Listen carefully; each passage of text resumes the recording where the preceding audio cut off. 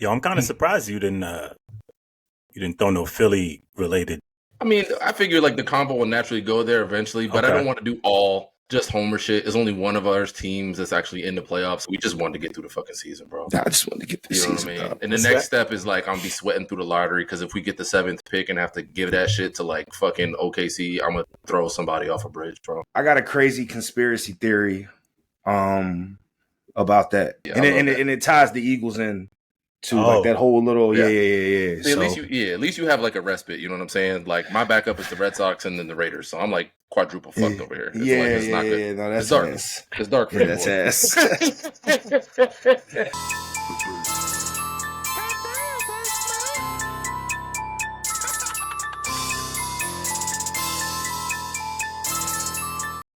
Welcome to an all-new episode of the No Rules Podcast. I'm Aaron Hilton, as always, joined by my main man, Malik Smith. Malik, what's poppin', man? What up? How you feeling, brother?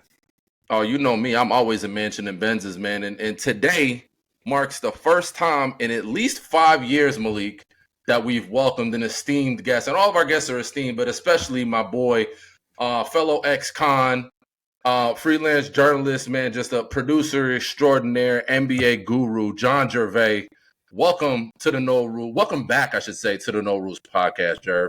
Hey, man, I'm at the end of this, I need that to be clipped. I need that. Oh God, we sending it out somewhere. Yeah, I need that to be clipped. Just gonna send it around. Yeah. You gonna send it around. Yeah, absolutely. Yeah. And we'll give you an extra copy to get to baby girl too, in case you ever forget who you are. You know what I'm saying? I got you. Yeah, but Jer, how you been, man? How things been for you, Jer? I mean, bro, honestly, life has been lifing. You know, I'm just figuring everything out one day at a time. Fortunately for me, and I know we will eventually get into this, I'm in a zen in life because I don't know if you guys have heard, but my team's won the 2nd Super Bowl in the last couple of years. So like, yo, for me, life is good right now. Like I'm not gonna lie to y'all. The team's still playing that? Because like I haven't seen my team in it in like 23 years. Ones. So they only got the good ones. All right. Yeah. Okay. Yeah. Well, you know, it's been like a decade for you too, so let's relax. Well, you know, how long has it been for y'all? Calm it down. Let's calm it down. Malik, who's your team? Giants. Yeah. Hey, Malik. Listen. Hey, thank you, You're bro. welcome, bro. Hey, thank you. Welcome. Thank you. You are so welcome. Honestly, thank you. One of my biggest homies. He's an Eagles fan, and we had matter of fact, Aaron, I think you were there when we had this argument at Nigel's wedding. Y'all were trying to tell me that Saquon wasn't worth the money. But all of a sudden, he get on the Eagles. No. This didn't come from my mouth. All right. It did not come from me. No, sir. Because the rest of y'all was trying to get on me. But hey, you welcome. No. I was happy. I was happy for Saquon. You know what I'm saying? The Giants pissed me off this year. I'm pretty sure they're gonna piss me off in the draft, but that'll be for next week's episode. Yeah. But yeah, congratulations. Thank you. So, fellas, today I wanted to kick the podcast off, man. I'm glad we're on the positive vibes because we kicking the podcast off at first. I'm actually going to flip it. I know I had it on the rundown in 2 different ways, but I actually wanted to start with the condolences. I felt like that would be appropriate before we start talking about the money. Let's talk about the people. Let's talk about the emotion of the moment. And right now, over the weekend, unfortunately, former LSU wide receiver Kyren Lacy tragically took his life. Reports say that it was a self-inflicted gunshot wound at the end of a high-speed chase following an argument or a dispute with a family member. I don't know all the details, at least to me, haven't come out quite yet. But what seems to be very, very true, Malik, and we briefly, I believe, discussed this, was that this was a very troubled young man. He was going through a lot of things off the field. This was supposed to be a good time for him. Very good player.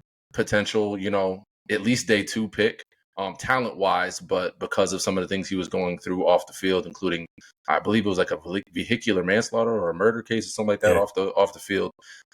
There was a lot of things being called to question. He was off a lot of teams' draft boards. But just for you guys, how did this news strike you, and how do we feel about the situation? Jerv, I guess we'll start with you. I mean, for me, when I first saw it, unfortunately, I hate that we live in a world where like I have to like make sure that the source that is, that every letter is in the right place of said account that is, sending this out. But it's just sad, man. And it lets you know that, people really are going through stuff out here, you know, and you know, it's easy to be like, oh, check on your friends, but like, yo, you can check on your friends, but like, unless your friends really gonna keep it real with you, like you're not really gonna know.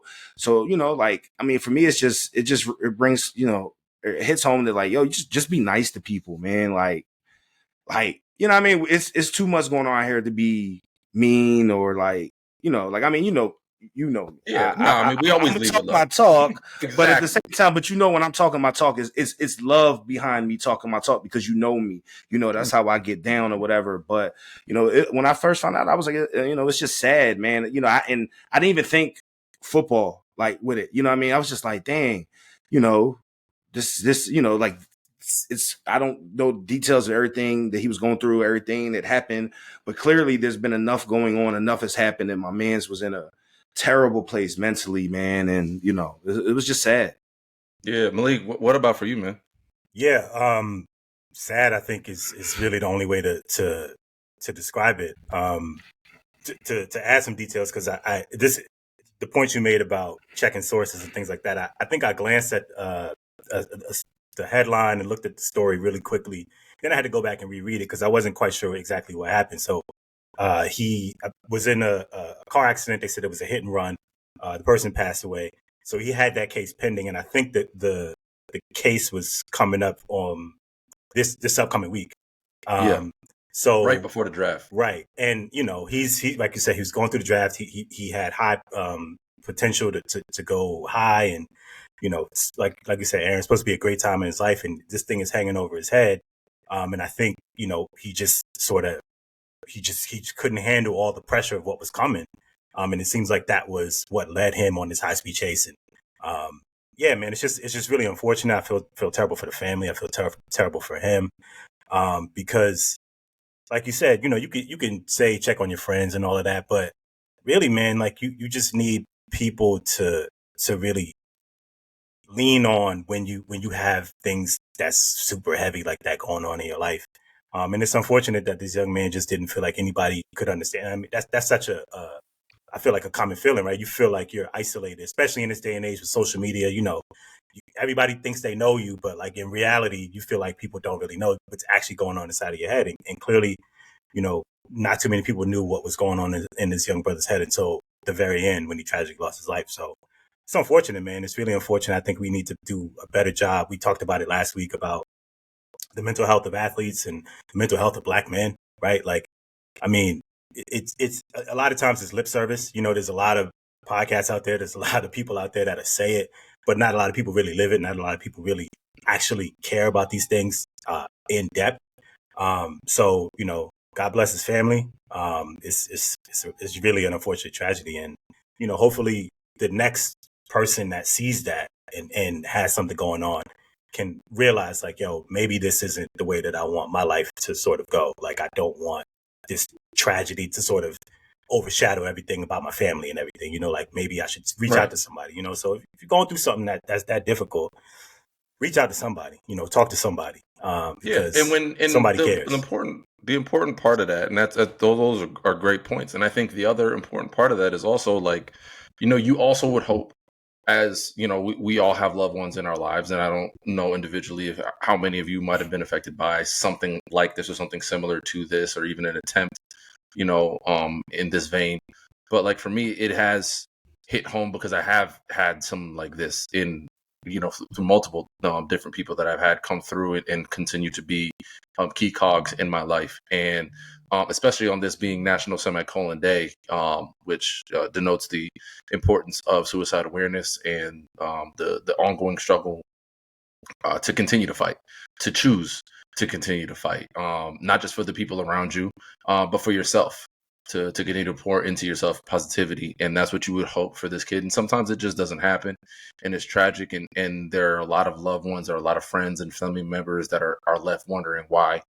I don't want to lose in this that there is another victim whose family might not get an opportunity to close the chapter on their young child's life or on their you know, loved one's life. And to them, you know, we obviously offer their condolences as well. But just as it pertains to Lacy in this specific case, because that court case never got a chance to be persecuted, this, like y'all said, this is just a tragic happening, and the outpouring of love in the immediate wake of this happening. It's not like people like shied away from them or didn't want to mention them. You know, there are a lot of athletes that go through legal troubles and go through struggles and strife, and I think that there's just been so many people that have come out so strongly in his favor and just wanting to make sure that everybody understands, like, look, we loved this guy. He was a friend of ours, and regardless of the things he was going through legally, this is somebody that did have love in his life. And I think it's important for people to know these people aren't just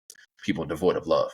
These are people that are tragically hurting from a deep place. And sometimes there's just, you feel like at least that there's no escape. And unfortunately, he reached his breaking point and could not pull himself back in. But to anybody that this may reach, I hope that you don't make that same choice. I hope you do pull yourself back in. And I hope that you do realize, no matter what your personal circumstances are that you may be going through, whatever you feel like you at the bottom of the ocean and there's no way up and you should just quit swimming, keep swimming, keep going. But let's, off of that relatively somber note, to another note that's slightly less, but a little bit, tragic in a different way, I guess I should say, with the Nico Iamaleava situation at Tennessee. Nico Iamaleava, it's going to be hard to pronounce. Just say Nico. I was going to say, just say Nico, bro. I'm just saying, Nico, he is a very highly touted. He was a redshirt freshman last year. He was on everybody's Heisman candidate watch list going into the season. But this past offseason, he decided to set out a spring game. Him and his people, his representation, were looking to up their NIL deal from the $2.5 million that it was last year into closer to the $4 million range. That resulted in the coach just basically calling his bluff and then being like, F you, we're moving on. My question to y'all, because none of us played college football here, but my question to y'all, both as parents and as young Black men, like how do we feel about not only the coverage of this, but just the situation surrounding Nico? Like, because I know I have certain feelings about it, but I kind of want to know where you guys think, starting with Malik here. The coverage, you kind of expect that you're going to get some people who are like, well, these athletes, they just, they're asking for more money. I can't believe he wants more money. Which is like, okay, if you could make $4 million instead of $2.5 million, you would try. I love it, man. Like, I feel like college football, college sports, NCAA, they open this door for guys to get money.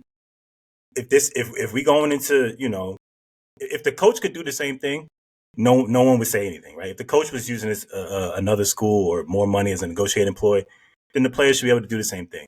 And I think it'll take a minute before the coverage catches up to, okay, this is just where we are right now. And I understand people want college sports to be quote unquote pure and, all this other stuff.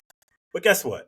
If that dude doesn't make the NFL because he tears his ACL or, he just gets an injury that means he's not as good as, he would be as a prospect pre-injury, that money's going to be really great, And I'm not saying $2.5 million isn't great, but if you feel like you're worth $4 million, you should be able to go for it. I don't think that there should be this stigma that like he's a greedy, player because he wanted more money. Like, everybody want more money. You know what I'm saying? Like, nobody would turn down the opportunity to make more money. Uh-huh. So I think it's good. I think this is what you get when you open the door and say, look, guys are allowed to make money based off their name, image, and likeness. If somebody out there feels like he's worth that bag and he's like, hey, I'm leaving Tennessee to go to maybe a smaller school or, whatever, he should be able to do it and not, get criticized for it. But you got to expect the criticism because that's just what people do, right? Like, people want to count everybody else's money and tell them what they should or shouldn't do. And if it ends up being like not a great decision for him, guess what? He can transfer to another school, right? Like, right. So I really think this is just where we are right now in college sports. But I don't know, Jared, what do you think?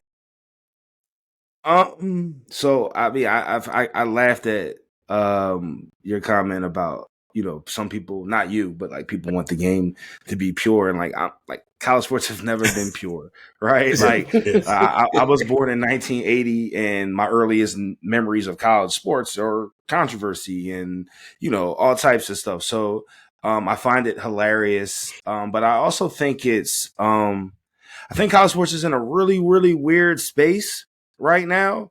And I feel like college sports and NIL are like a couple that spend a lot of time together, but like never really talked about what marriage is going to be like, you know? Yeah. And because that's where we're at right now, right? Like it's like, all right, we're getting tired of y'all complaining about not getting no money. So all right, whatever, get the money, right? And then it's like, wait, yo, you didn't. But what about when this happens? And what about when that happens? So like right now with Nico in particular, full honesty, I'm a Gator fan, so I find this even super duper more hilarious because it's like they finally got good, and this is what's until your happens. Quarterback come asking for the bag. You know what I mean? Oh well, listen, dog. I wouldn't be. I feel like Florida's knows how to hand out the bag when the bag is needed to be handed out. But I mean, so it's weird because it's I'm with you, right? Like, yo, I'll never hate on another man, woman, anyone getting their money. At the end of the day, your job is to get your money to get the life that you want to live, whatever that life may be, to provide for whatever your family may or may, however big or small it may be.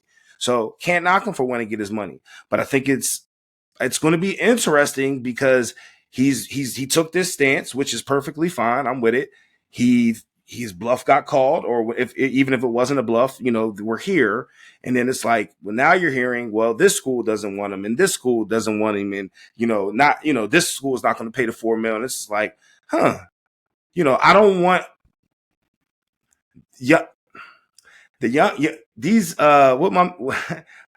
these these YNs are different now, right? Yeah. And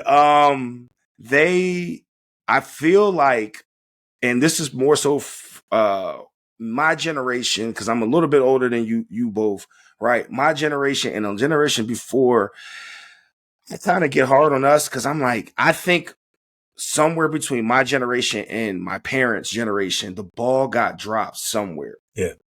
Both generations have a very, very huge role into play on why we are where we are right now.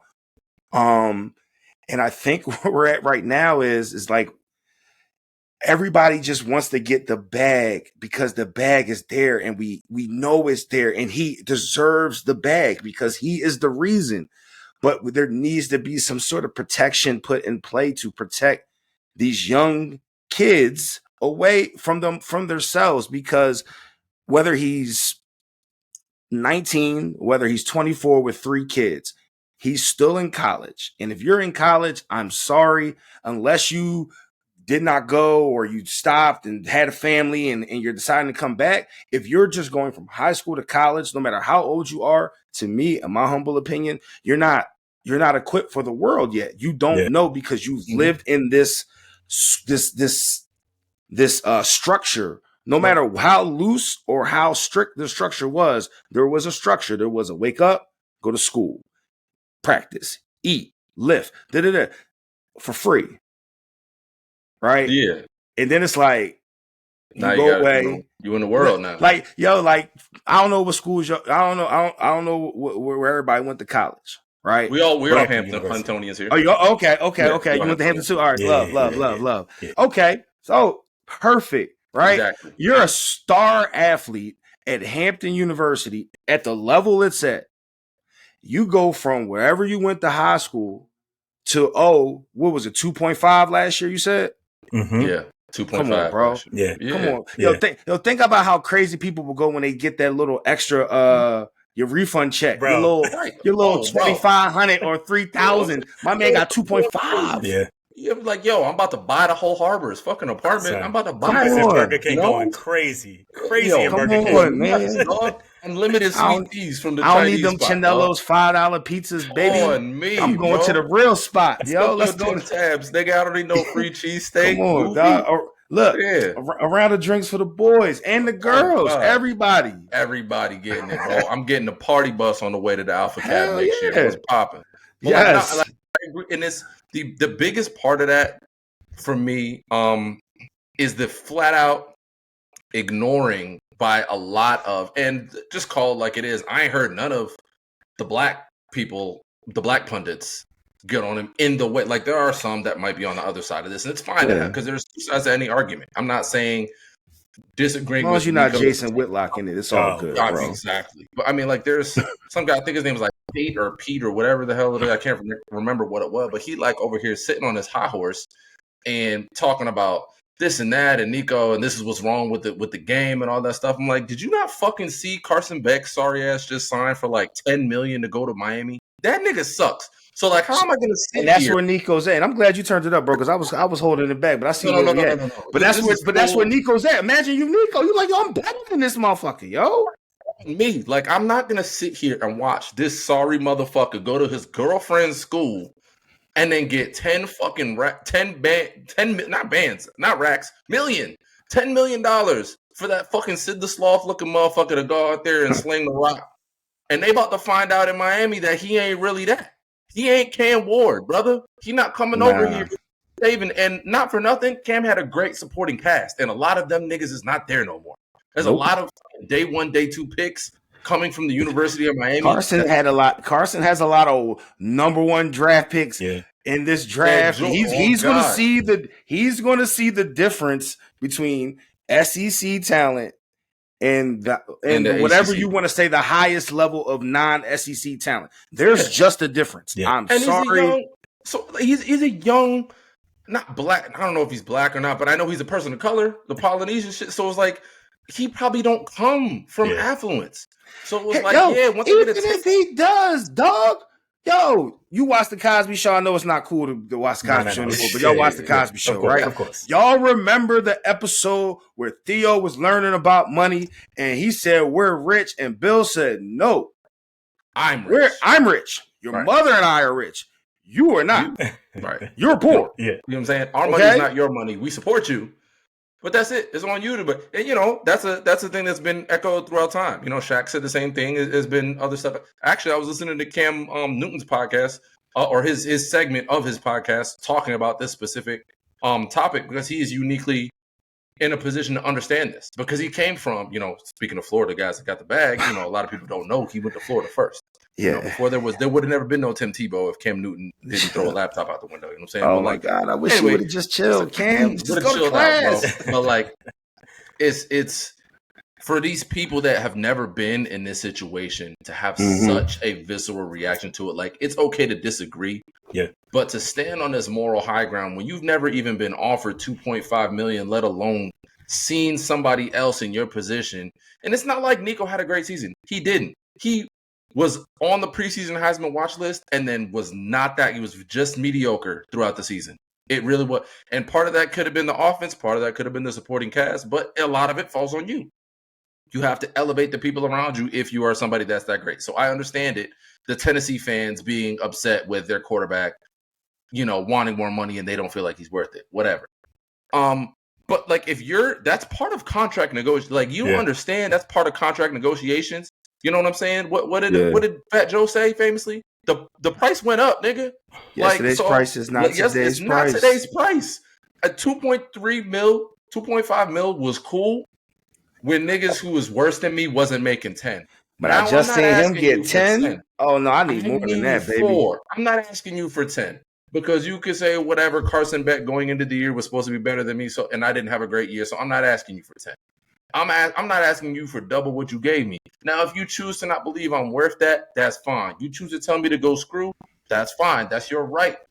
That's what that's for. It should not be an indictment on Nico and his parents and his lineage and his people that he has in his background. Now, I get it. Maybe he's getting bad advice, but this shouldn't be. Well, he's definitely getting bad advice, bro. Well, hold on. You got to know what the market is. He didn't have that kind of deal, but like at the same time, it's his right. He's learning what the free market is going to do to you. He's learning how this is going to affect you. And like, this is something that he has to go through as a man. He has to understand, like, listen, if your dad is the one telling you all this and hyping into your ear, your pops never played at the level you playing. Never. So he need to respectfully sit back and let me do this, because your genes put me on this earth, but my work ethic and my ability put me here. in a situation where we're making more money than we ever did in my life. So you went from 2.5 mil to 0 mil. So now you got to find something. And they're saying that Tulane, who was one of the teams in the running for him, now they don't want him because the negotiations fell through. So it's like it's already you're starting to see the snowball effect happen. But Malik, I know you. But let me just say this real quick. My only issue with this whole thing is where I think where he made the mistake is I feel like his timing is terrible. I don't know the specifics but I know that Beck's contract or whatever NIL deal was given to him fairly quickly after the season. Yeah. I fear right now what's happening is he's now realizing, to your point, hey man, you're now seeing how business works. Yes. If you would have probably came to us at the beginning of the season, you had a lot. I mean, as soon as it ended, you had a lot more leverage because there's a lot of time. Right now, you are scrambling, trying to figure out who you can play for spring ball or whatever to get in camp in time. So like I think a lot of these athletes need better camps. Yeah, but that's what's going to come, I think, with more time in this kind of system. Like we're still, like you said, we're new to this NIL thing. So I think we need a CBA for these players because they need a governing body of former college players, of current college players, of agents and things like that, whatever. We need a CBA to protect these players and get them real contracts because right now it's boosters paying them. The schools are not paying them. So you don't have a contract with the school. I have a contract. And they don't always get all that paper either. Yeah. Exactly. You just saw it with that UNLV kid who decided to leave the school in the middle of the season, like 4 or 5 games into an undefeated season for UNLV. He bounced because it was like, yo, you were supposed to pay me 4 M's or whatever it was, and I ain't seen a lick of that money, so I'm out. I wouldn't have went to UNLV if y'all wasn't paying me. You know what I mean? It's like, yo, I got y'all undefeated, and this how you gonna treat me? Fuck y'all, I'm out. I'm going somewhere where they're going to pay me. And, like, that's just the reality of the situation. I'm sure he's going to find a place to land on his feet. He's an extremely talented young man. And wherever he goes, he better ball out. That doesn't have to be the be-all, end-all. He might have to take a little year where the Cam Newton route. Like, just like what happened to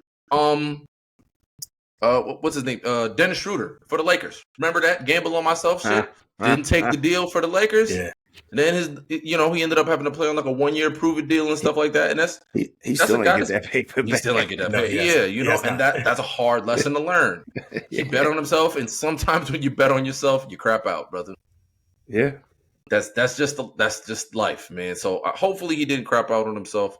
I hope he has a bright future ahead of him. But I just think it's a little bit too much standing on, people just standing on authority and acting like they know what they're talking about when in reality, you really don't. You really don't. Moving on to what we mainly got on the docket for here today. The main reason that we had to bring such an esteemed guest as yourself on here to talk about, because if there's one thing that we OD trust your opinion on, it's the NBA. And specifically with the NBA playoffs coming up. We still have a couple more play-in games. We're recording this on a Wednesday, so there's still the 9-8 playoff play-in games to go tonight. And then the resulting for the 8th seed play-in games to happen on Friday. But I figured this is a good time to discuss what we think coming into the playoffs. And we'll start again with our guest, Jerv here. What do you think that we'll learn here on the first round of the playoffs? What do you expect to learn about the teams that do end up making?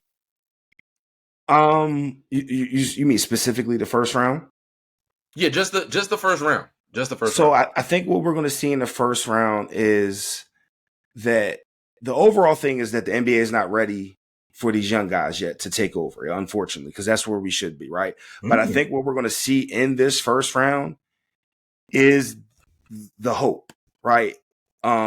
Specifically with me, like Orlando, like I'm a Duke point guard, right? Get a point guard, please get a point guard, right? But this is the round where, and I'm not sitting here saying that they're going because I believe they have Boston first. They're the 7th seed. Yeah. So this is the round where this is the year where, like, I'm not saying they're going to push Boston to 6 or 7, nah. But this is the one where it's like they'll lose probably in 5, might even get swept, but every game is going to be competitive. Every game is going to be Like, and so I think hope with them. I think hope with the Rockets. We'll see again. I wouldn't be shocked if they don't get out the first round. First time there. That's not how the NBA works, right? Like you get there and you're caught up in the lights and cameras and everything. So would you pick the Warriors over the Rockets in the first round? Like if gun to your head, like just after what you saw yesterday from the Warriors, would you really pick them in the series? If you asked me this a week ago, I would have the Warriors in the finals, right? And then it was like them 3 games, right? Like Harrison hits the shot, Draymond blows the layup, like, you know what I'm saying? Like all this stuff happens. And then, so it's like, I saw weaknesses. I still would probably pick them to beat them in a 7-game series, okay. But they will be just like Orlando. But I think Houston will probably even get game 1, honestly. Like, you know what I'm saying? Something like that, because they hype. But like at the end of the day, man, playoff basketball is very much who's been here and who hasn't. So for me, the first round just screams hope, for all those people that just really love the NBA and would love to see some of the talent that we've seen people mortgage, seasons for to finally, start to pan out. Yeah, very true. What about for you, Malik? What are you expecting to learn out of this first round? So I don't think we're going to necessarily learn this in the first round. But that 4 or 5 in the West, man, like, I think we're going to see, like Nuggets, Clippers. Nuggets, Clippers specifically, I should say. Yeah. We've been hearing it all year. Personally, I think Shea should win MVP, but I know, which means he's not going to, right? Because what they want to do. No, but you know what they want to do. So here's the thing, done deal. He's got that, John. Yo. But here's the thing, though, man. Jokic is unbelievable. Jokic is unbelievable. And like the arguments that I've heard for why people think he should win over SGA, which I don't necessarily agree with, is if you switch the teams, who would be better? Which I don't think is a fair way to look at it.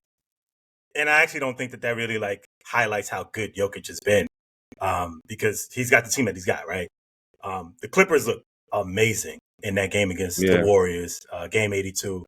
Kawhi, we'll see. Like, who knows, right? I'm kind of waiting for. I don't want it to happen, but I'm waiting for the inevitable.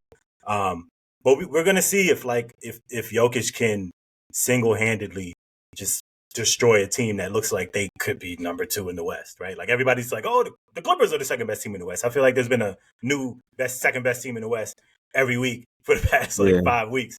It was the Lakers, then it was the Nuggets, and then it was So I'm really interested to see how Jokic, like, if he can dominate that series, because that's a crazy good matchup between the two of them. The other thing, and I wasn't gonna say this, but I got to do it. We're gonna see if my Knicks are gonna piss me off, man. I'm very, very curious to see if who my y'all Knicks have first round. We have Detroit. So look, y'all good that round. I appreciate your confidence. It was just a you're good though. I appreciate the confidence. Well, here's Pistons are young too, though. That's another team, like young, like they. But hey, listen, I don't want to be the guy to tell you what's going to happen. But I'll tell you this: I've literally seen this movie every single year that it comes out. Yeah. And what happens is, pick whichever one you want. Yeah. Somebody is going to have a hamstring, and then. Well, I'm concerned that it's going to be one of the dudes that's been playing 40 minutes a game for tips, but we'll see. Oh no, I specifically mean one of the guys that's playing 40 minutes for tips. I don't mean anyone on the other team. I'm talking specifically about, and with Tibbs, you kind of just need to hope it's just one. Yeah, yeah. That's so, or at least that it doesn't happen in the first round. Wait till the second round. My concern with the Pistons specifically. Yeah, I agree. They're young. Cade obviously is really good. You got some guys. Tim Hardaway was in the finals last year, right? So I'm not going to disappoint. Tobias Harris.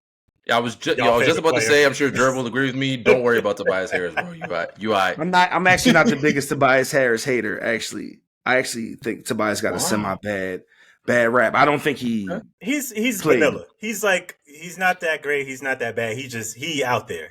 He's getting cardio. He was hurt by the fact that we chose him over Jimmy Butler for reasons that were not his own. Yeah. It was really more of Ben Simmons' fault that we chose him over Jimmy Butler. It was 1,000% Ben Simmons. But the only thing I say about Tobias, real quick, because I don't want to cut you off. Yeah. The reason Tobias with us is way different is, in which I think Tobias gets a bum rap for. Tobias was always asked to play defense on the top guy.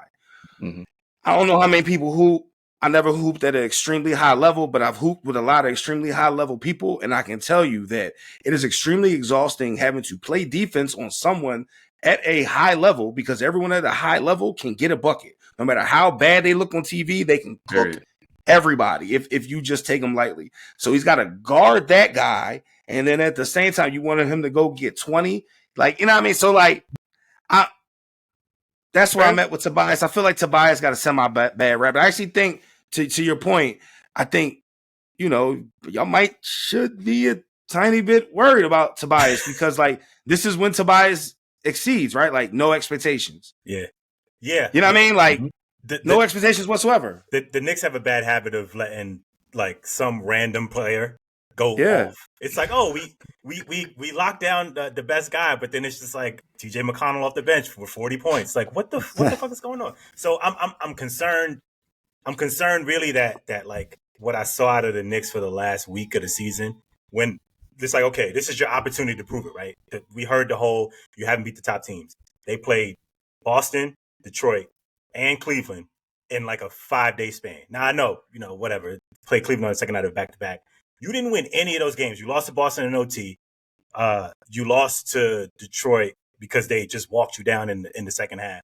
Then you lost to Cleveland at home because they walked you down in the second half with no Donovan Mitchell. I want to say that the Knicks are going to turn it up and like the intensity is going to be higher, but I just don't know. And JB, he's back, but he's not fully back. He doesn't have all the shiftiness. Like I'm concerned. So we'll see if they have that extra step in them, because if they don't, I think it's going to be. I mean, I don't know who in the New York media is going to go easy on anybody, including the star players, right? Like Jalen Brunson is a king in New York. People love Towns because he was playing well. If they don't win this series, or even if they struggle in this series, there's going to be a lot of questions going in. I mean, I assume Boston's going to win. Like you said, I think it's probably going to be 4 or 5. Going into a series against Boston, like, it's going to be tough, man. So yeah, those are the two things that I'm hoping to find out about the first round of the playoffs. Yeah, for me, I think the thing that we're going to find out is who the real king of the hill is.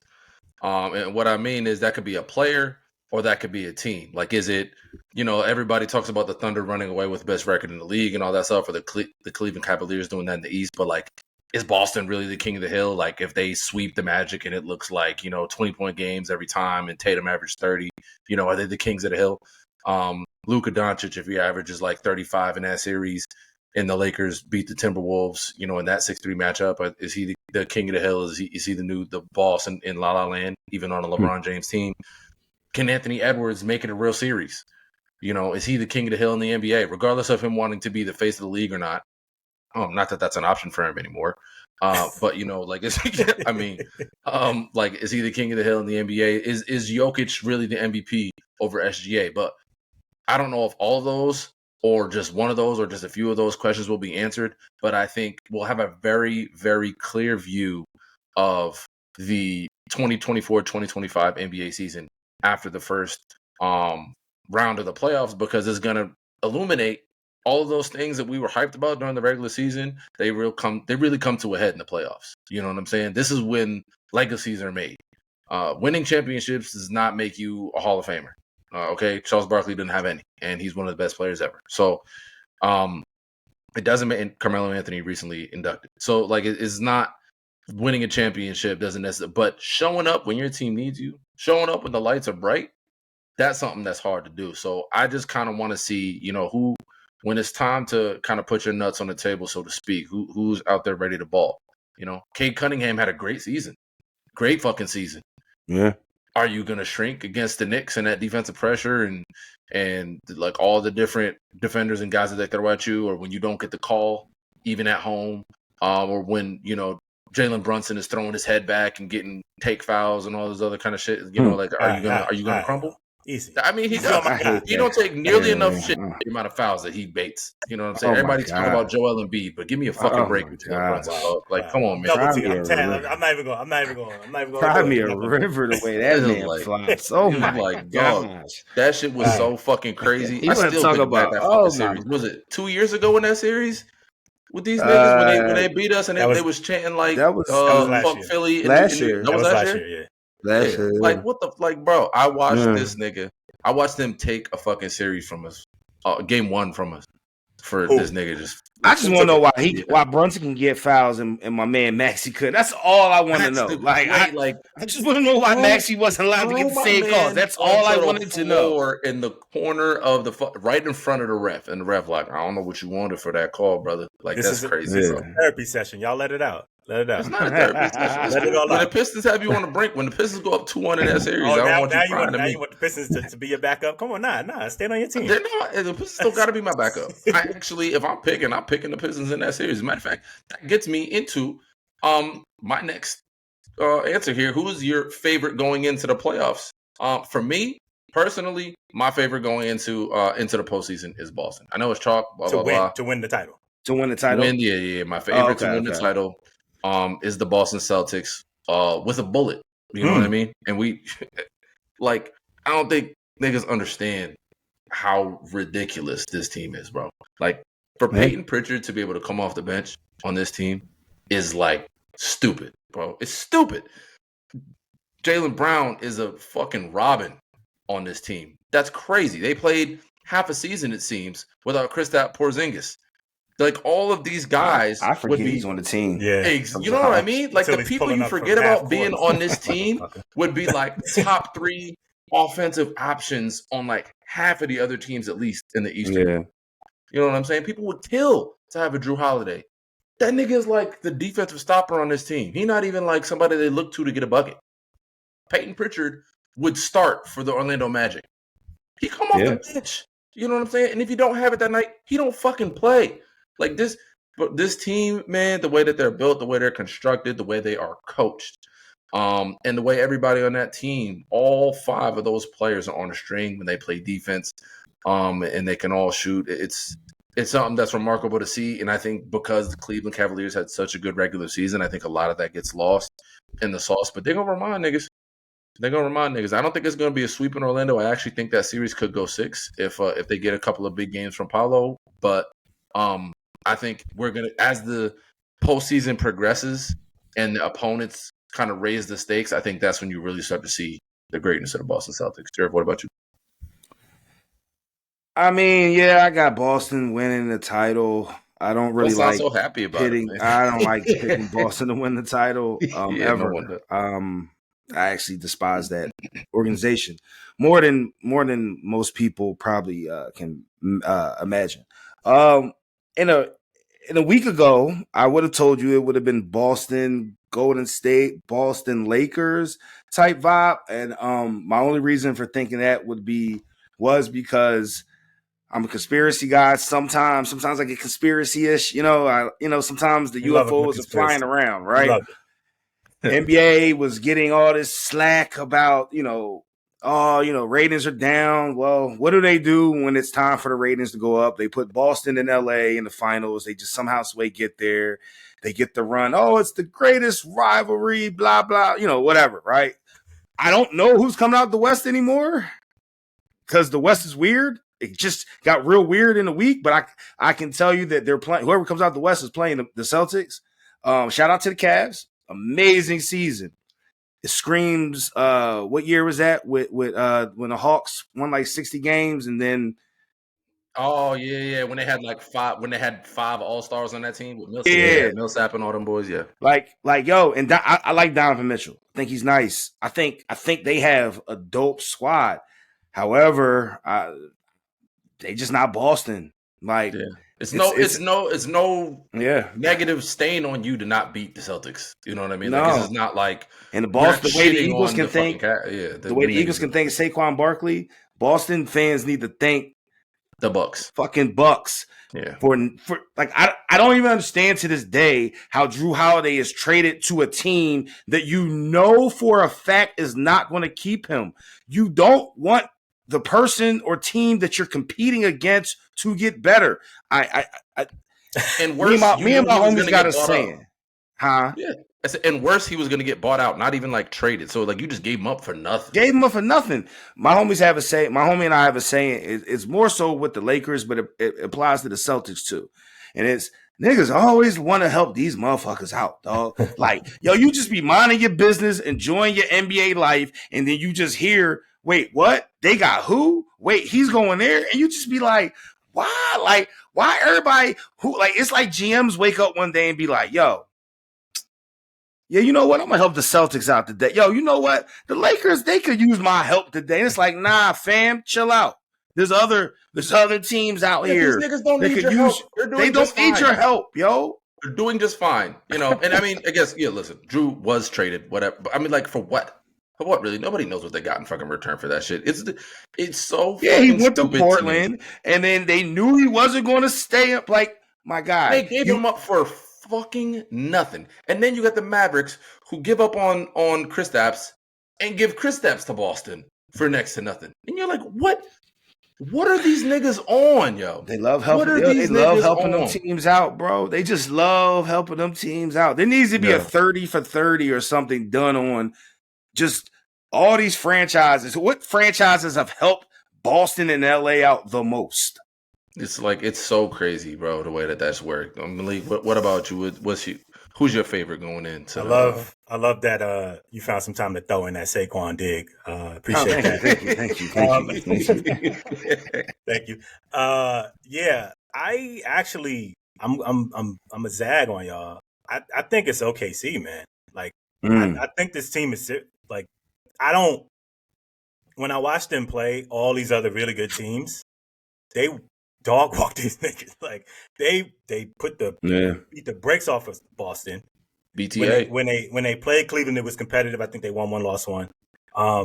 They're just really good, man. And I think Shea is that guy. I really do think Shea is that guy. Their bench is deep.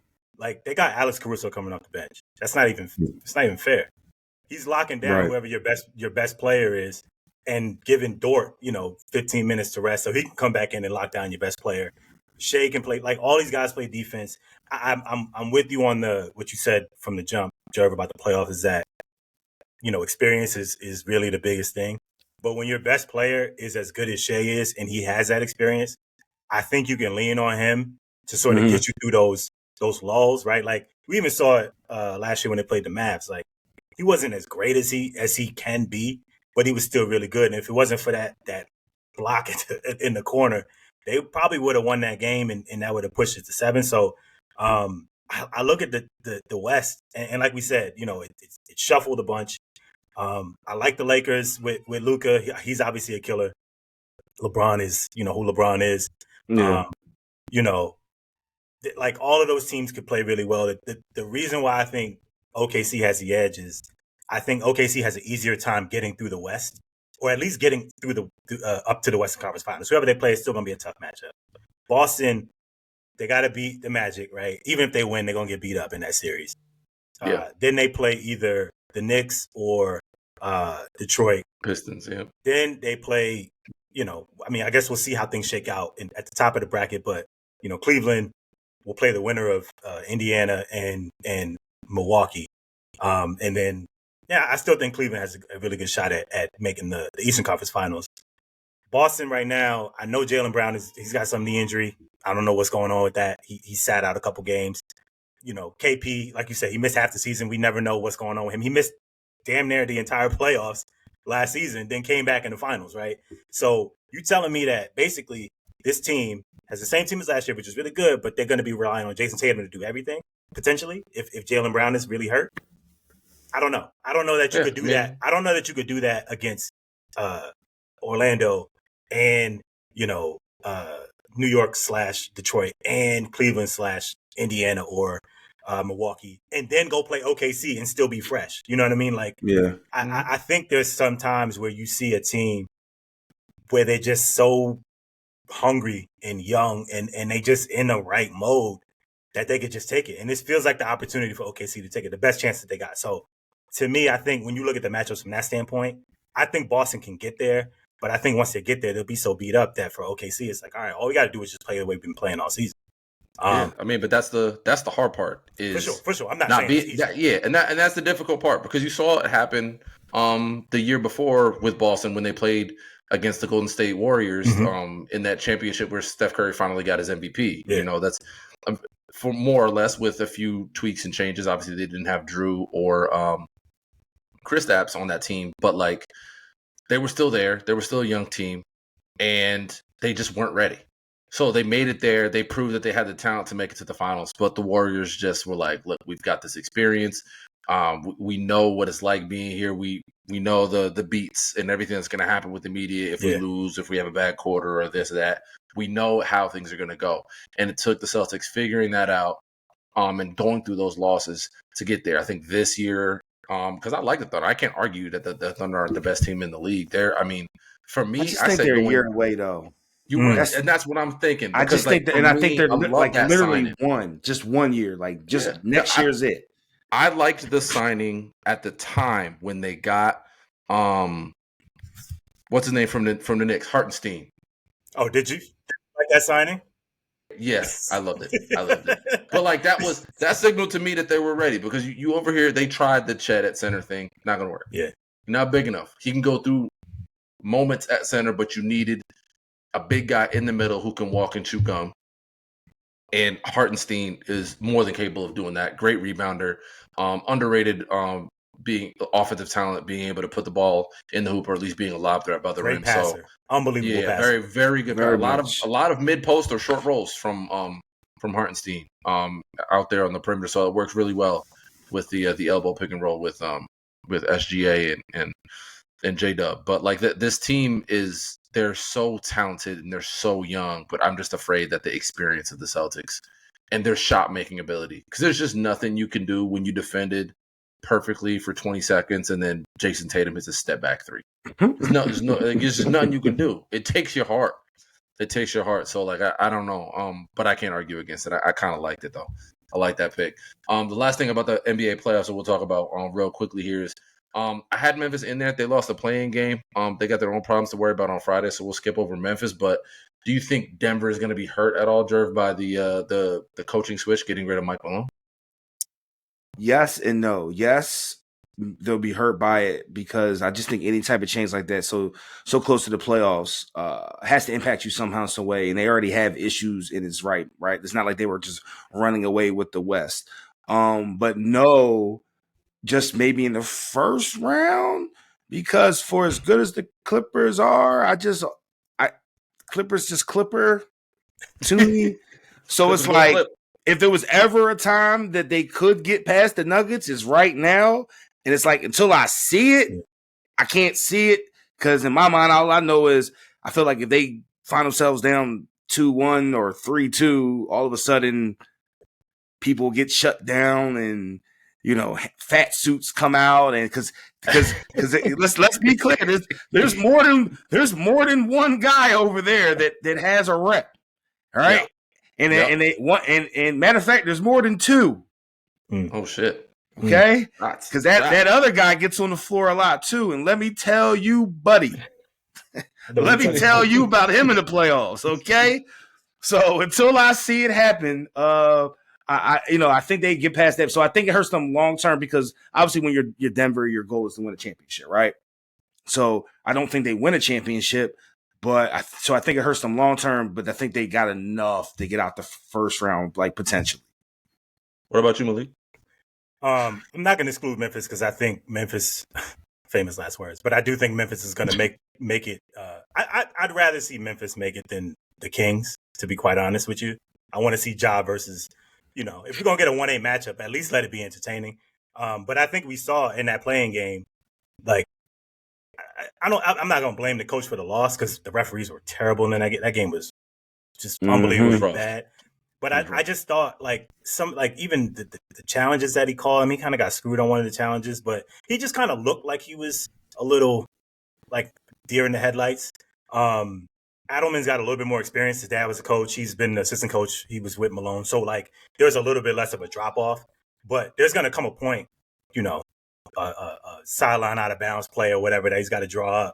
or he's got to defend one of Ty Lue's sideline out of bounds plays, right? You know, Ty Lue's one of the best coaches, especially in that type of situation. You know what I mean? So, like, to me, that's going to be the difference for him. It's like, yo, are you actually ready to be doing this in the playoffs? Like, you've been sitting next to the coach who's got to make the decision, who's got to say, hey, this is what we're going to do. But, like, are you ready to be the guy that comes to it? And also, when you sit Westbrook, you know, in the last, 3 minutes, is he going to be pissed at you, you know, because you didn't play him, even though the guy before was playing him, right? Like, or pick a guy, like, pick any of these players. Like, is that going to come back to bite you in the ass? Or is Jokic good enough that, you know, he could cover up all those mistakes?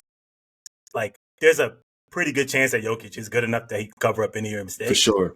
But, you know, this is what it's going to come down to for him. So I think Adelman will be a little bit less impacted by the fact that he's new, but he's not going to be immune to it. Like, there's going to come a point where it's like, oh, shit. Like, do I do this? You know, do I make this decision or did we make the right decision? And then you got to get all the questions after. Like, before, when you were the assistant coach, is that something that you would have done? You know, somebody gonna ask that question or some version of that question, right? So, I think it's gonna play in his head a little bit, but I do think if Memphis makes it, their coach is gonna have it even more. And I mean, you're overmatched against an OKC team that's just gonna run you out the fucking. I mean, the bottom line is Memphis doesn't have the best player in the world playing with them. You know what I mean? And this, all due respect to John Morant and the rest of the supporting cast, it's a very, very talented team.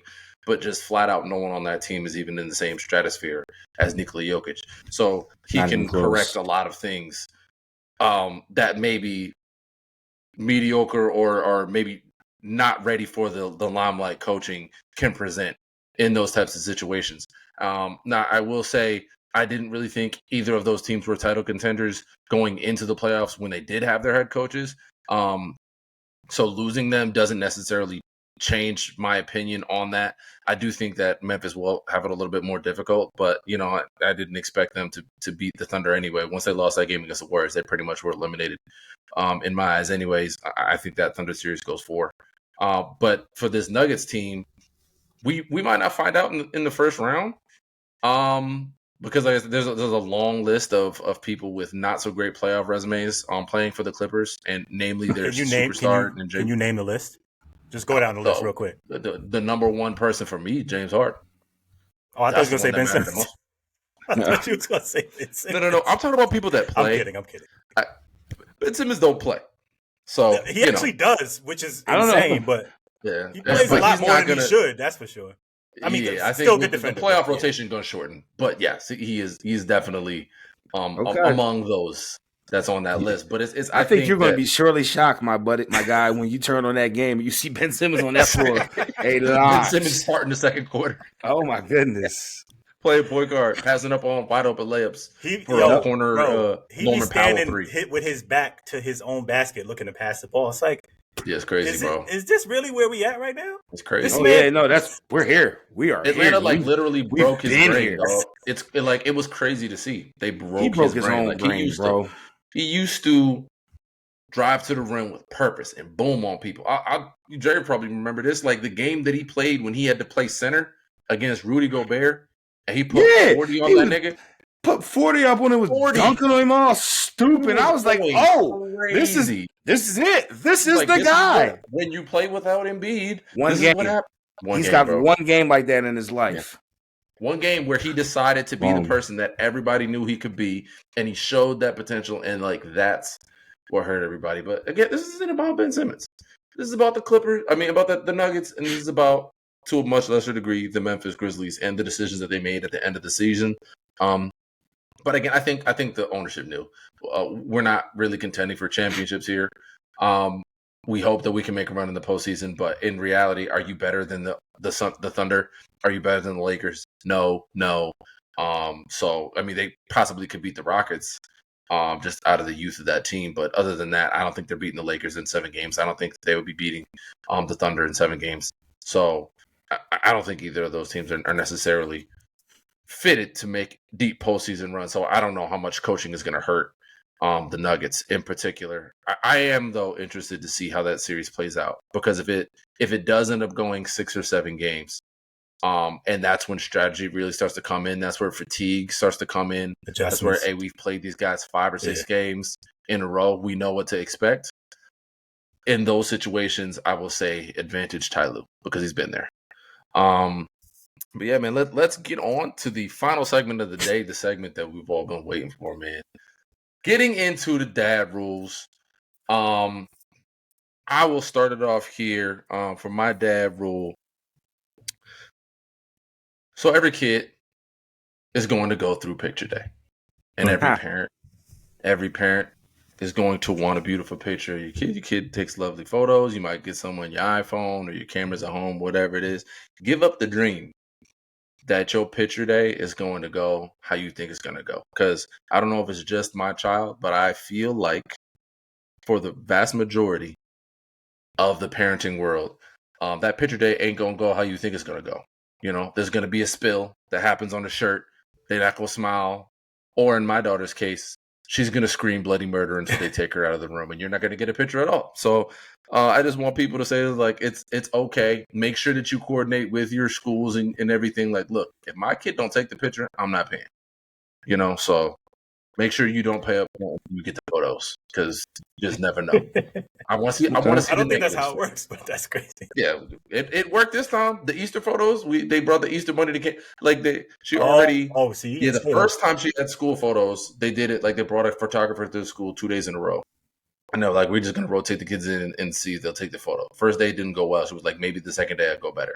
Jasmine took all this time, like 3-4 hours, braiding her hair, looked beautiful, go to school, ready for the photo day. And she like, no, I'm not doing it. Screaming bloody murder. The teacher in the other room was like, yo, she thought they were doing something to her, like so bad. She was like, give me my baby. Brought her back into the room. But now they had the Easter bunny. So one of the teachers dressed up as the Easter bunny. I'm like, you think by getting a 6-foot bunny to come take this picture is going to make it better? It's going to be worse. It's going to be so much worse. And it was. She didn't even make it to the room this time. It's a regression. No, don't do it, guys. Do they know children? Why would you I don't understand. What? I don't get it. We love them. We love them at her school, but like, nah, bro. It's just I don't know. I don't know if I'm gonna get a school photo before like middle school. To be honest, at this rate, just tell them to send you the background so you could put it in your house, and you just do it yourself. Yeah, you send it to them, they print it, boom, and there you go, and half off since you had to do some of the work. Fact. How did this go for you, Jerv? Because I mean, Malik kid is too young for school right now, but you know, your daughter is. You know, like we said, she's about to be 6 now. So yeah. Fortunately for me, I'll keep it real. I don't even want to lie to you. I haven't had to worry about picture day. My daughter is very photogenic. She loves the camera. The thought of picture day probably gave her more anxiety than myself or her mother because she wanted it to be perfect. So I don't necessarily. I don't have the horror stories. Only thing I have is like when it comes, you're just like, that's it. You was doing all this crying in the car because you didn't like your hairstyle. Yeah, like that's it. Like this is what it is. So yeah, no, like I mean, what I will say is that it will get better. Okay, it will get better, and you will be shocked at how quickly it'll get better. In fact, how old is your daughter? She's a year and a half. She'll be 2 in August. Okay. Oh yeah. Oh yeah. I'd say 3-ish. Okay. 3-ish. So another year of horror stories. Got it. Yeah. Oh. You want a real horror story? Let me just tell you this real quick, buddy. You think Terrible 2's ain't it, pal? 2's actually kind of sweet. 3. 3, my guy, is where it gets dicey. I'm telling you. Okay? No, you got to elaborate on this because like, why is it 3? You know what I'm saying? 3, why is it 3? 3 is where your child brain is starting to like really, really process stuff, right? 3 is where the words are being said better. Mm-hmm. Sentences are forming, which means questions are forming, which means questions will be asked in ways that you will have to say, who are you talking to? Yeah. Right? Like it's that where you have to now you as a grown adult, like you got to tell yourself, hold up, fam, like 3. Like, chill out. Yeah. But like, no, but who is she talking to? Like, I really need this answer right now. And I'm gonna trip you out even more, bro. You gonna ask them who they talking to? They gonna say you. Yeah. She's the daughter, definitely. You. Mm-hmm. I'm talking to you because you know what? She is really talking to you. Mm-hmm. Doesn't mean any disrespect. So like, and 3 is kind of where the style and their opinions and all that happens and stuff. So like 2, for me, I'll tell you this, at 2, I was like, oh, they cat. 2 wasn't even that bad. This is sweet. Buddy, let me tell you, 3 was wild. Should have kept your mouth shut. Yeah, that's the problem. Yeah. You got to be more superstitious than your parents. Yeah, should have let the ease happen. That's all that was, man. But yeah, for you, what's your dad rule? So my dad rule, and I don't want to take credit for it. It was passed down to me by one of my older frat brothers. It's dad tax. Dad tax is real. Dad tax is a thing. And the second my daughter was able to have anything that made sense for me to take some of, not like, the little puff joint. Like, I don't want to taste none of that. I'm cool, right? Like, I know what the real bad food tastes like. Right? Tax is some filthy work. Yeah. Like, give me all the stuff with all the lead and everything in it. They didn't, like, you know what I'm saying? Give me this stuff ain't about to kill me, baby. I'm not, you know what I'm saying? Right. But so like, dad tax is real, bro, and I think it's unique, and I think it's dope for you and your kid, and here's why. It turns into something that you and your child can, like, it's only you, right? It's not her mom. It's not her brother. It's not her sister. It's not her cousin. There's only one dad tax. No matter if there's a stepdad or not or whatever, as long as you're in your child's life, you know what I'm saying? Like, your child will recognize the difference. So, like, dad tax it becomes a game. It becomes something that, in all actuality, even though I'm just messing with you, I'm actually showing you that I care so much about you that I got to try this first to make sure it's okay for you. Mm-hmm. Right? Let McDonald's not salt them fries the right way. Right. But like, but in all actuality, right? Like, and for as much as we're joking and like, that's the joke between you and your kid, right? Like, it's dope.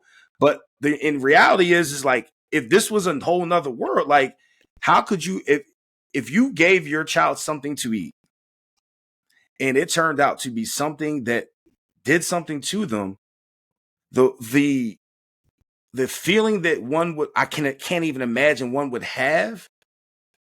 Nah, dog, I personally have to try this for you, right? Like, I told my daughter that, like, you know what I'm saying? I told her that, but then like, we just keep it light and it's a game. You know what I mean? As long as I've told her one time and it's a game, right? Like, it'll be like, no, I don't want you.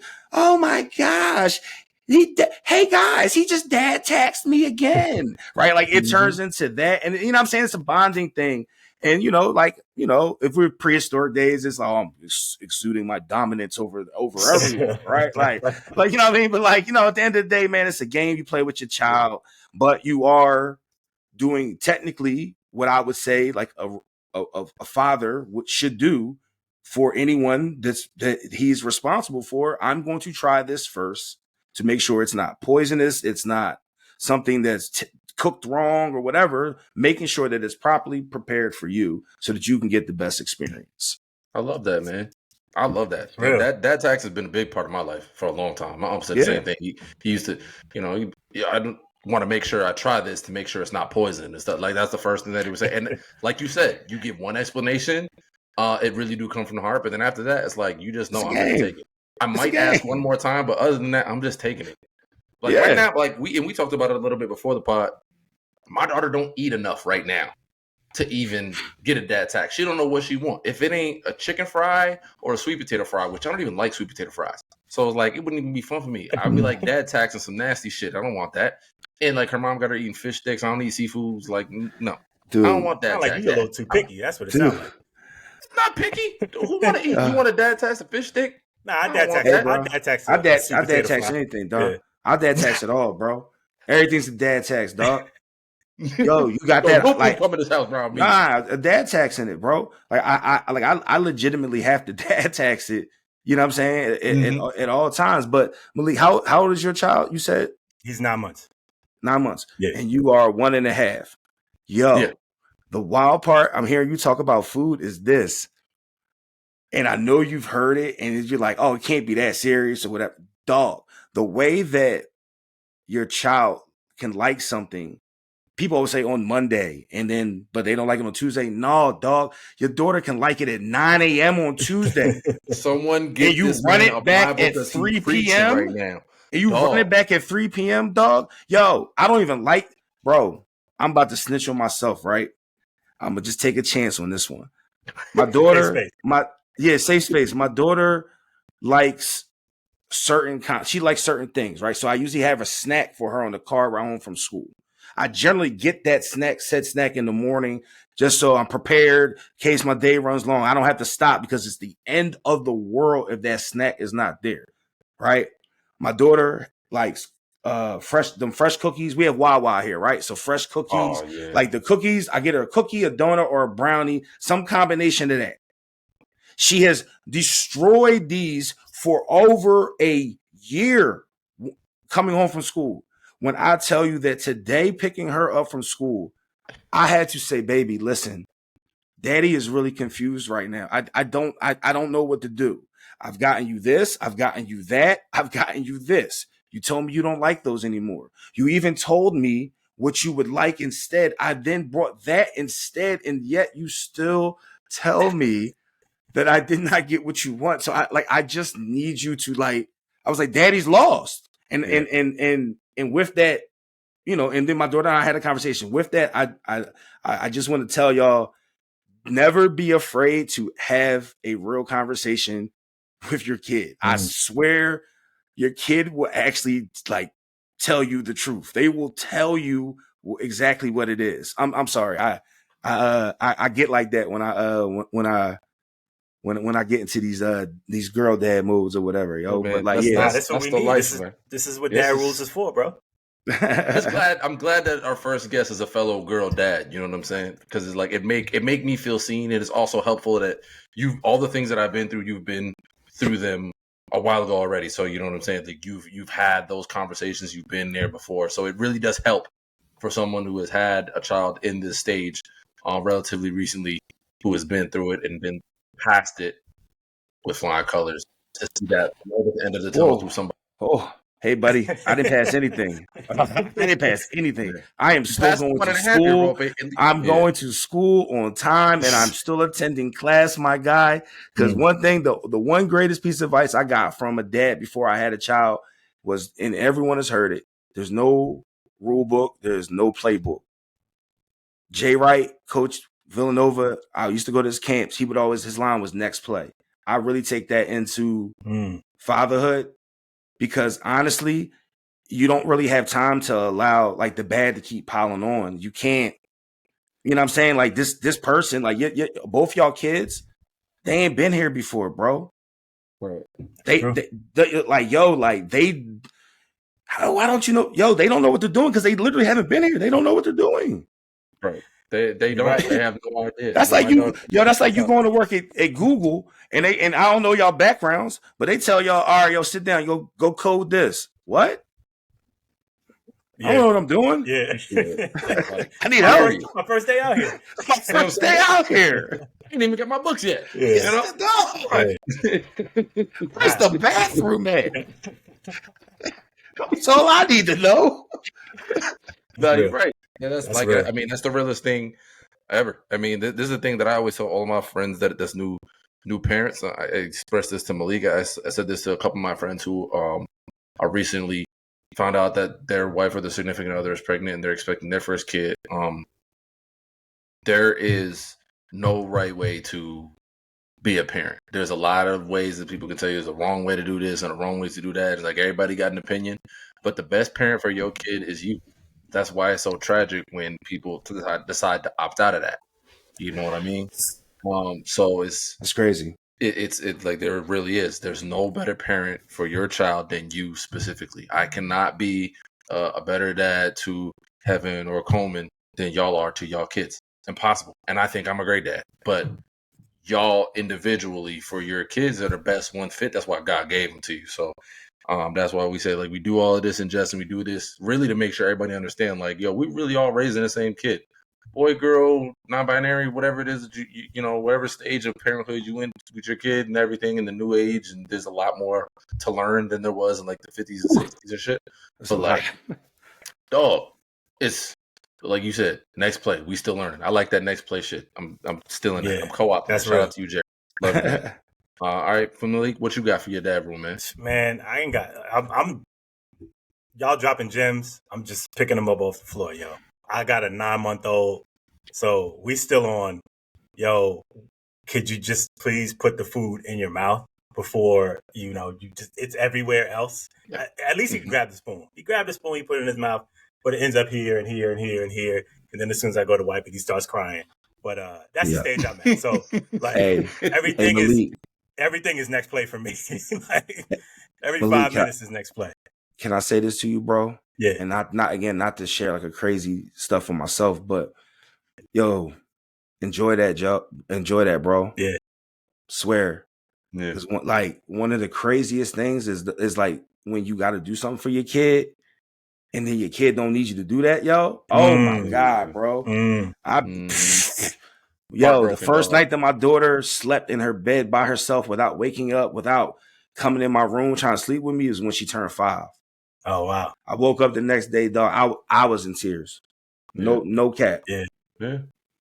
We recently stopped using because remember I told you early when we were doing this, like we used the sleep sack. You know what I'm saying? That recorded sleep on and shit. Yeah. So we recently stopped. There's like little pieces like that. It's like she's still in her own crib and still doing like a lot of the same things. But it's like now I look up and it's like now we can trust her to sleep on her own. Now her daycare is like teaching her how to be potty trained and stuff. And like soon it's not gonna be like a cute sit on the potty and we singing the potty song. Eventually she'll be like, "Dad, shut up." Oh, it's gonna be Dad, come wipe my butt. Oh yeah, that first. Even that is like, all right, well, you give me something else to do, but like it's so crazy. It's like gives you these things and like it makes you feel needed, makes you feel wanted, and then like just like that, bow, take it, and it's beautiful because it's growth. But on the other end, selfishly, like Jerv said, man, you just be like. You sure? Nah, you don't? That's real. I'll say this because right now, I mean, I said this first episode when we did this. Your boy is fun employed, So, if anybody's out there looking for somebody to, run their NBA team, you know what I'm saying? Holla at your boy. Right? But so I've been with my son every day for the past since November, basically. Since November, I've been with him every day. I mean, really, his whole life I haven't gone anywhere because I thankfully got paternity leave, back to work, but I work from home. So I've seen him every day of his life for the past 9 months. So I know, even though I'm ready for him to go to daycare, like ready, I'm like, yo, Woo. I'm like, dude, I'm running out of things to do, man. Like I can't watch enough Sesame Street and Miss Rachel.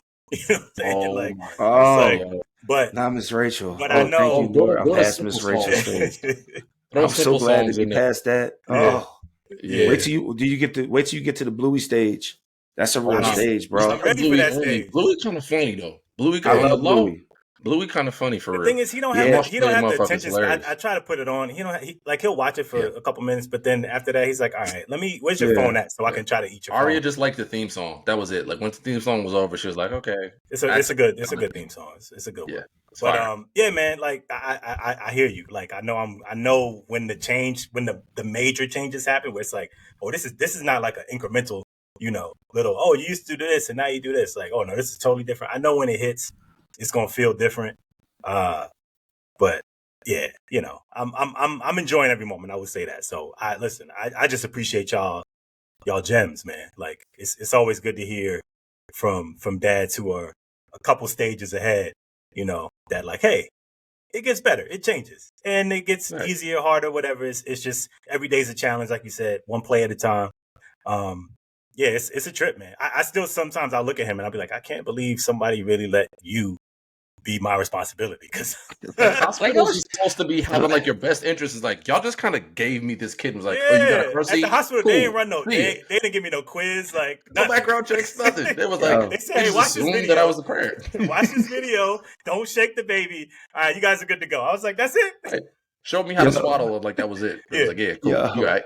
One of my things that I live by is like, you know, like you can fake for everybody else out here, but like you know yourself, right? So like the realest moments with you as a human being are when you put your head on your pillow at night and everybody's quiet and the only thing that's talking to you is like you, right? You can't front for yourself. So with like all you got to do, bro, is like as long as you know you gave everything your all, you know what I mean? Like that your kid don't know where you messed up at. They really don't. They think the mess up is the funny part. They think it's a game. Yeah. Right. That's the beauty of it, man. Is like you can find so many different avenues and so many different life hacks or parenting hacks through your mistakes or through your mess ups and things like that. And it helps you build this thing. And that's the beauty of kind of going through. You feel like you go through it together. You know what I'm saying? Like we already had this friendship and this bond because we're all ex-cons. And then through being ex-cons, you realize like, oh shit, we all went to Hampton, so we have that. And then you have Hold up, Malik. You was there too? Yeah. 4 years. Oh, that's crazy. 4 years. Yeah, no, we got. Man. We you know what I'm saying? That's my step. We went from Hampton to ESPN. Shout out to Stats and Info. You know what I mean? Okay. It was crazy. The first time I saw Malik on camera, like I didn't even know he had the job. I was like walking around in the basement of Building 3, and like I just saw Malik. I was like, what the? Do you have a badge? Oh, this. You know what I mean? Like I was like, oh damn, that's what's up. Like Hampton really taking over because I knew he was there from Hampton, and I know, you know. And then I saw Malik, and then I think there was like one or two other of us in there. And Gerard got there eventually. There was a year where I feel like damn near Shamar was there too. Yeah, we had like a lot. Yeah. Like there's a lot of people from like the same conference over-indexed. You know what I mean? But like everybody talk about Syracuse and Ithaca and all that, and that's cool. Nah, we was out there, dog. We was out there, bro. We were out there, yo. Hampton was running the mid 2010s at ESPN. Yeah, dog. We was out there, bro. But that's you know, I always appreciate, like I said, you know, getting you know, good friends and good people that have come through my and our lives in here to kind of spread that wealth, spread that knowledge, and just spread their opinion. Because that's really what we do this for. You know what I'm saying? Don't nobody really think, I don't feel like I'm Stephen A. Smith or anything like that. Like I'm not trying to get 1,000,001 followers or sign a 2.5 N. I will. I will say, you can pass that $2.5 million. I appreciate $2.5 million. If you want to give me Nico's money, I'll sign it right now. Yeah. Tennessee ain't but up the road. We can go there. But nah, we really appreciate you, Jervay, for taking the time out of your schedule and rock with us here, man. It's been a pleasure having you on here with us, bro. I appreciate it, man. Yo, thank y'all for having me. Yeah, man. Anything you need to say before you slide out? Hey, man, you know, just you know, I love this dad life, yo. And you know, if someone out there is listening, you got like a weird situation, hey man, just try a little harder, yo. Just try a little harder and try to see if you can figure it out, because it's not the kid's fault, yo. I don't mean to end it on that note, but you said something that made me have to say that, bro. So it's not the kid's fault. Just figure it out, yo. Trust me, it's so worth it. It is so worth it.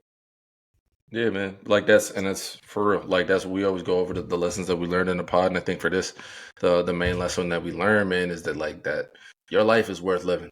Your life specifically is worth living. And there's a lot of people, again, especially on this National Semicolon Day, that might not feel that might not have that in their heart, that might not even hear this message. So hopefully it reverberates through time. Hopefully there's a 6 degrees of separation that somebody hears it and passes it along or whatever. But like, if you don't, and I'm just speaking into the ether, that's fine. You matter to someone.